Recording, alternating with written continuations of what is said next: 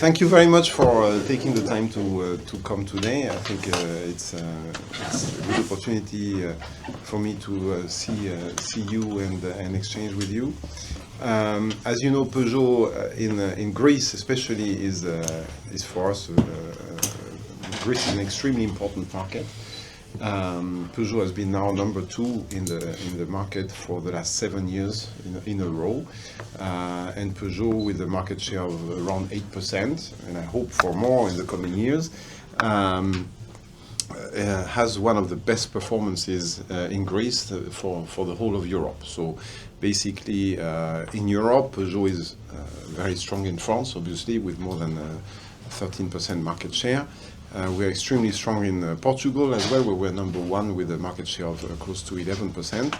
And the third country where we're the strongest is Greece, with this 8% market share, and also the number 2 position, which we're very proud of. So we're very appreciative of the work that is done from the team here, the Syngelidis group, for many, many years. I've known Syngelidis for 30 years, as my first job in the PSA group at the time, working for Citroën, was actually to be the representative of the Citroën for Greece. So I was the counterpart of the Syngelidis family at the time for the Citroën business in the 90s. So I was very young, and it's a long time ago. So I've known them for 30 years, and I appreciate, of course, the job that they've done and the incredible evolution that they've had, and especially the job that they've done for Peugeot in the last more than 10 years now. So really, for me, it's extremely important to be here to show this appreciation, to support the team in their efforts. And there are many very good years to come for Peugeot in Greece.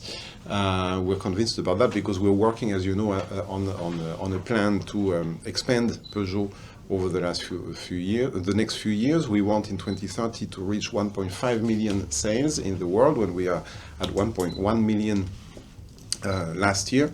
And to grow, of course, a part of this growth will come from Europe. We expect our sales in Europe to grow from 800,000 to 1 million, and part of this will definitely come from Greece. The plan to do that is to renew our range, launch a lot of new models. We're planning to have 12 new launches in the next years until 2030.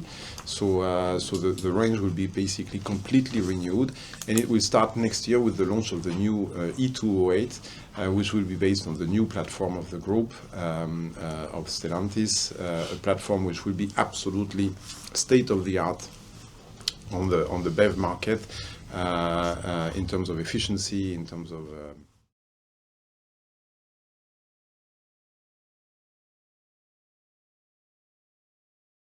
So on the premium, we don't want to be a premium brand. So in the sense that we are a mainstream brand. We are a brand that lives from growth in volume. So we want to keep growing our volume. That's what I was telling you at the beginning.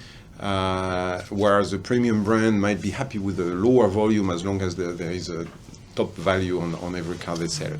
That's not our business model. Our business model is based on the growth in volume. So we are a mainstream brand, definitely, but we want to be perceived as what we call the upper mainstream. So we're definitely not going for the lowest price, but clearly for the biggest value for our customers. And that's the way we want to continue acting. So as you mentioned, design is a very important differentiator for us. I'm very appreciative of the work that's been done, especially here in Greece for the 3008. Launching it kind of premium, in a positioning where to say, well, look, this car is a worthy contender even against the BMW or Audis, because it offers a different kind of design, a design that is really standing out from the competitors, and that worked very, very well in Greece for the 3008, and that definitely is one of the main points of positioning for the brand. The second element is the driving sensations. Peugeot is offering different driving sensations. We have this iCockpit for the last 13 years. It's a different way to sit at the wheel with a smaller steering wheel, a different way of laying out the dials. This iCockpit is a different experience when you drive a Peugeot, and we want that to continue to evolve, as you know, in the coming years with what we will offer with Hypersquare and steer-by-wire. So we are going to make this specific driving position evolve in the future, and that is a second point for us to stand out. And the third point, beyond design and driving sensations, is quality. We are a quality brand. We cannot be upper mainstream or close to premium, as you describe it, if we're not delivering an excellent quality of product, but also quality of service. So here in Greece, we're extremely grateful that Syngelidis has developed for years an excellent dealer network that is covering the country perfectly and offers, from what I could judge yesterday in the business review we did, and when you look at all the KPIs, it seems we offer an excellent service in Greece, a lot of proximity, very customer oriented. So I think on the excellence of the service, I'm not worried. And on the quality of the product, we need to keep improving. We've had issues over the last few years, which we've corrected now, and we have I think a level of quality now that is at the level of what we need to deliver in terms of the promise of quality. So, and with these three elements, the design, the quality, and the driving sensations, I think we have what will allow us to stand out from the competitors.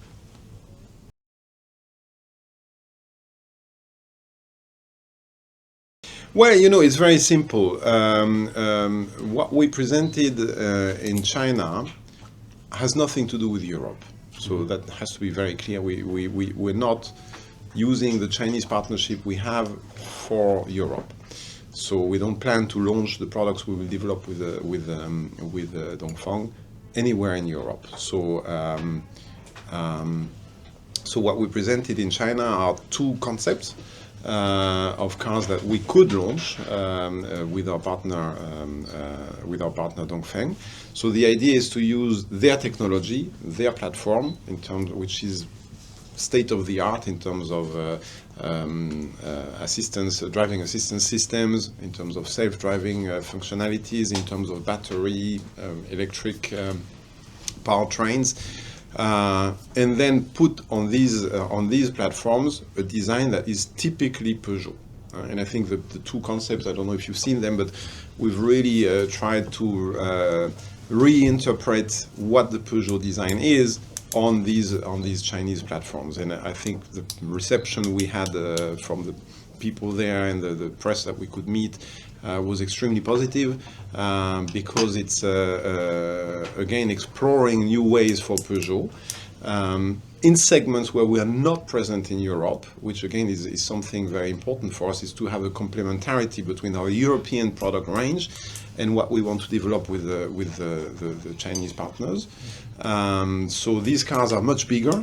You know, it's what we presented is a D segment shooting brake, which would be a very nice looking car, but clearly in the D segment, in an area where we don't have an offer today. And an even E segment SUV, a 5.2 meter long SUV, which clearly we don't believe has a lot of market potential here in Europe, but outside of Europe, definitely it does. So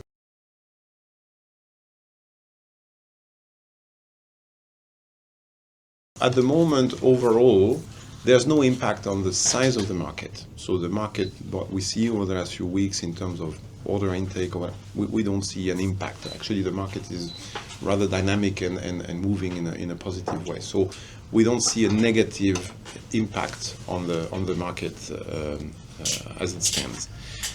The positive impact, on the contrary, that we see is quite spectacular, actually, in some countries, like Germany and France, where we see a sudden demand for electric cars, but really a spectacular one. Yes, in France at the moment, I was looking at on the way today. Here you have the diesel around 1.8, €1.80. In France at the moment, the diesel would be at €2.30, €2.40 sometimes. So it's becoming really expensive for whoever is driving a diesel car, and that's the majority of the car park is diesel, you know.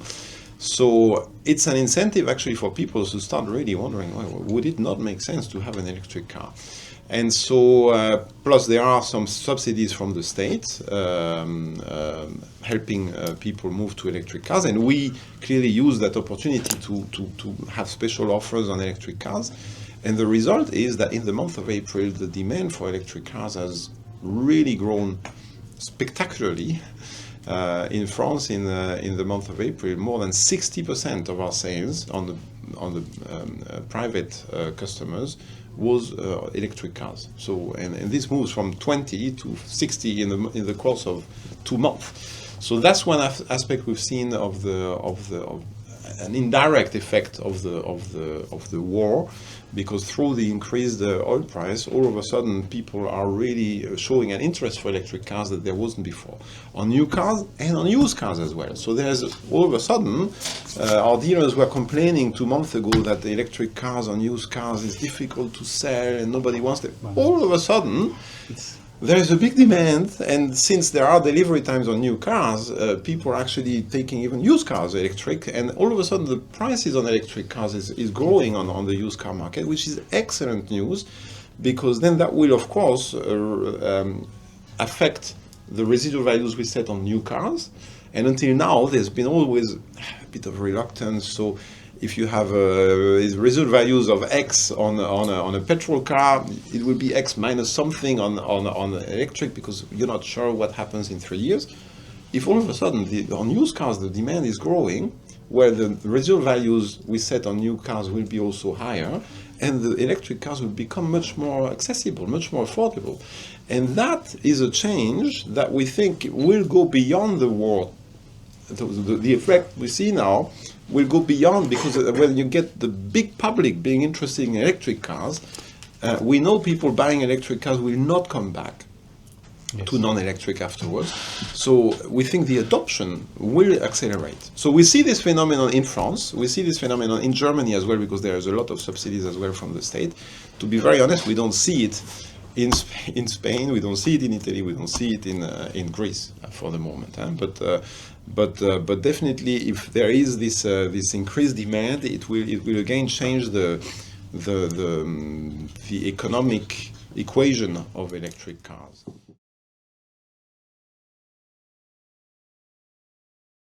Yes, definitely. So there are two reasons to believe that. The first reason is what I was explaining just a second ago about the used car attractivity and the fact that residual values will go to a level which might become even higher than on petrol, because if the demand on petrol is dropping, you might have the contrary effect, that all of a sudden the residual values might be stronger on a used car, on a BEV, than they would be on a petrol car. And that would mean that in terms of monthly payment on your leasing or financing, all of a sudden the electric car will be more interesting. So that's the first effect. And the second effect is the progress that is made in terms of the battery technology and the efficiency of the cars. And again, we look forward to the launch of the new E208 next year, which will be based on the new platform of Stellantis. And this new platform will be absolutely state-of-the-art in terms of battery technology, and it will allow us to be offering cars which will be not only more attractive and more modern, but also probably more affordable in price.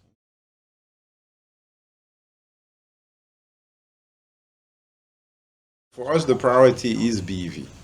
The priority is electric. So we are committed to allow the quickest possible transition to electric. So for us, the first priority is to get a level of technology and efficiency that allows us to be competitive on the electric part of the market. So that's the number one objective. And the second one is, of course, as long as there is a demand for non-electric cars, be it hybrids or whatever else, we will continue offering these powertrains.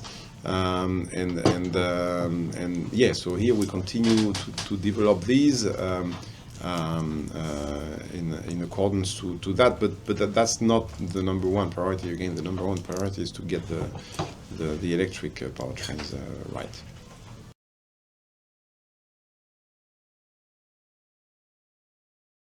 listen,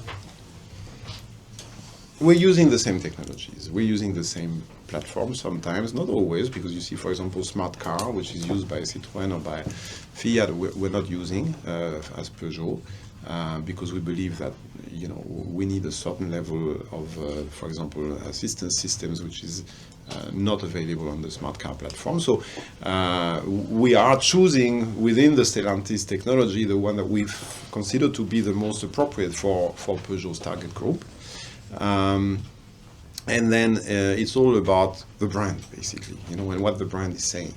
And the brand Peugeot is this promise of upper mainstream experience, the driving sensations, the design, and the quality. So these are the three elements that we want to put forward for Peugeot. Other brands will have other positionings. Citroën will speak to you about comfort. You never hear Peugeot speaking about comfort. We speak about the iCockpit, the driving sensations, and of course our cars are comfortable, but that's not our USP. That's not what we are going to put forward. Opel will speak to you about the German design, the simplicity, the kind of simplicity of the German design. We are going to speak to you about the French design, the panache, the you know, the kind of a bit of exuberant and special interiors, the iCockpit. So I think, honestly, even using the same platforms, we managed to have a different expression.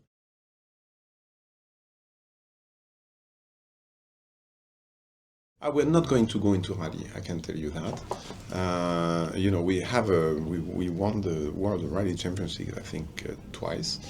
But we also won Le Mans 3 times. So we're going to celebrate this year in Le Mans our 100 years of the first time Peugeot participated in Le Mans.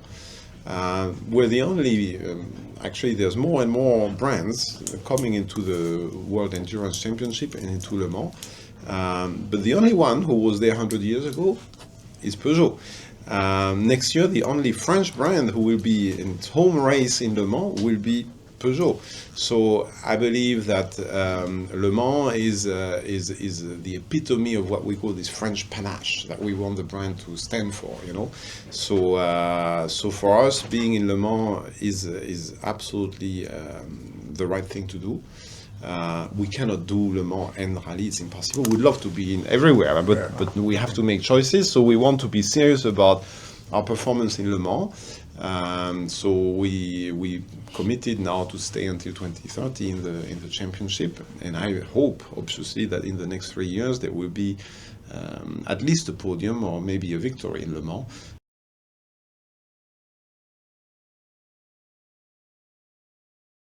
We're not looking at retro design and recreating glorious models of the past. One of the reasons being we believe Renault has done it very well, and for us to do it now would be a kind of me too strategy, which we believe is not what Peugeot stands for. Peugeot stands again for innovation. We've always brought new innovations to the market, something new. And also our design keeps evolving very quickly, as you could see from our Chinese concepts as well. So we are exploring new ways to define our design of the future.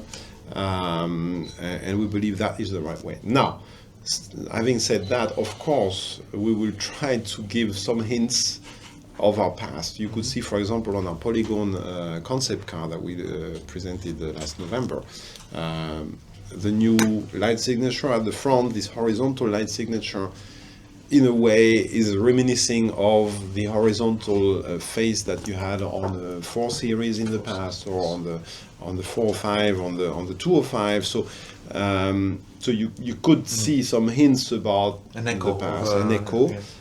There are some other cues, design cues that you will recognize, or the public will recognize easily on the new 208 that we launch next year, that will be also reminiscing and giving some hints about the past without trying to replicate what we've done in the past. So we're trying to go a different way, and we believe this is also more in line with what people expect from Peugeot, which is not just reminiscing the past, but using the past to reinvent a more interesting future, and keep innovating. Okay.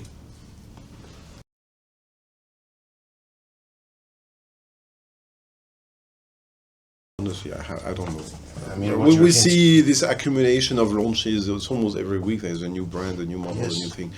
And personally, I'm quite relaxed about it because I think the more new brands there is, the more confused people are getting. Yes, you're And right. and since the cars all look the same, they do. I mean, I was in Beijing. You go from one stand to the next. You have a new brand, another new brand, and the cars are the same. They look the same. Both outside and inside. Both And outside and and inside. inside. And driving there. Especially inside. And driving, I Inside. leave you to say, but I drove a few of them, and I was not impressed. So I'm thinking, actually, it's good news for us because if we continue having a different kind of design and a different kind of driving sensations, actually, it's exactly the territory that Peugeot is pushing, and continue to innovate.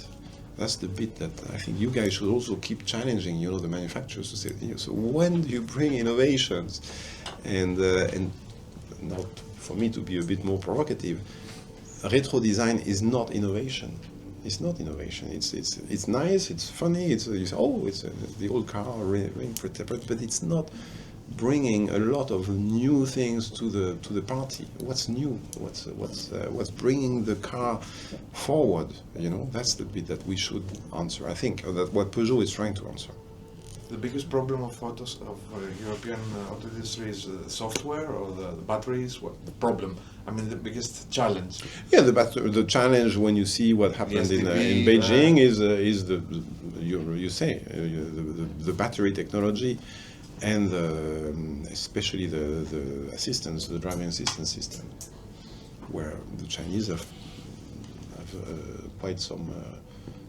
quite advanced compared to what we offer today in Europe. That's the reality. But Okay. we're not giving up. Whenever we visit China, there are halls of innovation, as they call it, and there are patents filed, in frames, thousands of them. They count, for example, BYD states that we have 45 patents filed per day, which is quite a huge number. I don't know what patent means if this goes from like this to like that, and this is a patent file. But and the question is, the question you cannot help but asking when you go around in the Beijing Motor Show and you see all these things. And I made hundreds of videos last week. Oh, look, and here you have a rabbit moving from one light in the back, to the other light. It's fantastic. It's great, and you make it. But then, what's the use case? What's having a light that with a rabbit jumping from the left light to the right light? It's nice. It's funny. it's funny. But what's the benefit in a the driver and the daily customer. life of you driving the car or being in the? I don't know. So, and I think probably there's millions of patents of that kind, which are funny things, but not really answering a need of the customers,